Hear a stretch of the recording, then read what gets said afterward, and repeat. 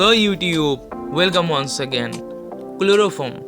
Chloroform মানুষকে অজ্ঞান হওয়ার জন্য ব্যবহার করা হয়, কিন্তু এই ক্লোরোফর্ম কিভাবে আবিষ্কার হয়েছিল তা জানার জন্য আজকের এই ভিডিওটি।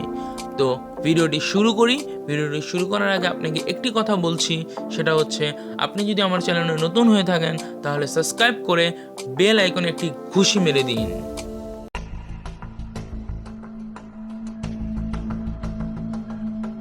ক্লোরোফর্ম আবিষ্কারের আগে অপারেশন করা হতো কোনো রকম চেতনানাশক ছাড়াই, ফলে রোগীকে অমানসিক যন্ত্রণা ভোগ করতে হতো অপারেশন টেবিলে।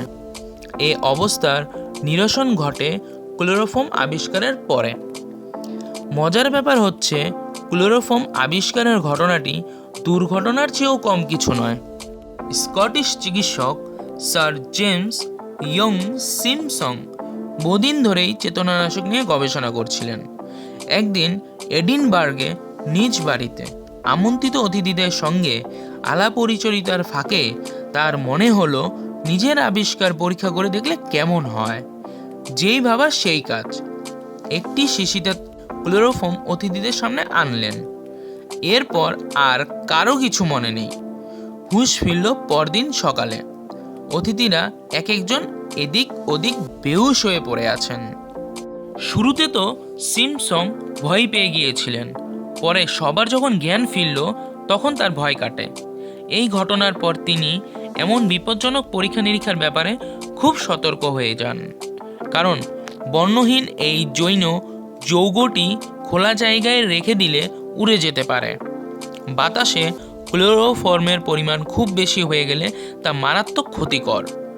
যেহেতু এটি সরাসরি স্নায়ুর ওপর ক্রিয়া করে, সেহেতু বেশি পরিমাণে শরীরে প্রবেশ করলে মাথা ব্যথা থেকে শুরু করে কিডনি ও লিভারের স্থায়ী সমস্যা তৈরি হতে পারে। অবশেষে 1947 সালে স্যার জেমস ইয়ং সিমসং এই আবিষ্কারের কথা জানান সবাইকে। এর 3 বছর পর শুরু হয়ে যায় রোগীদের অপারেশনের বেলায় অজ্ঞান করার কাজে আন্তর্জাতিকভাবে ক্লোরোফর্মের ব্যবহার। ক্লোরোফর্ম সবচেয়ে বেশি ব্যবহৃত হয় রাসায়নিক ল্যাবরেটরি ও বাণিজ্যিকভাবে প্লাস্টিক তৈরিতে। এরপরই ব্যবহৃত হয় মানুষসহ অন্যান্য প্রাণীর শরীরের কিছু অংশ অবশ করতে বা সাময়িকভাবে অজ্ঞান করতে। রোগীদের দেহের শুকনো কাটাকাটি থেকে শুরু করে বড় ধরনের অপারেশনের ক্ষেত্রেও ক্লোরোফর্মের ব্যবহার হয়ে থাকে। এভাবেই ক্লোরোফর্ম আবিষ্কার হয়ে যায়। এখানেও ভুলবশতভাবেই ক্লোরোফর্ম আবিষ্কার হয়ে যায়। তো আজকের ভিডিওটি কেমন লাগলো তা অবশ্যই জানাবেন, এবং বন্ধুদের মাঝে ভিডিওটি ছড়ার জন্য শেয়ার করে দিন। আর ভিডিওটি কেমন লাগলো তা কমেন্ট বক্সে জানান।